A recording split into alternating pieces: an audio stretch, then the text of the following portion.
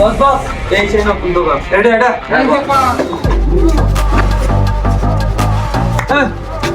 এই দে বাবা কি দেব? চান্দা দে নতুন দোকান করেছিস মাল তুলেছিস তাই চান্দা দে। বাবা চান্দা কত টাকা দিতে হবে? না শালার বুড়ো বেশি কথা বলে, 100 টাকা চান্দা, আমার চান্দা 100 টাকা করে।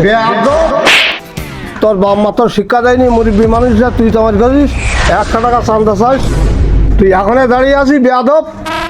ভাই ঠান্ডান, আরে আমার লাখ টাকার ব্যবসা তো, ওরকম কুকুরের তো একসাথে খাওয়া 100 টাকার বিষয় না। 100-200 টাকার জন্য এত বেয়াদব হবে কেন ছেলেমিলে? এভাবে কথাবার্তার বলে দোকানে এসে তুই তো আমার করে দোকানে এসে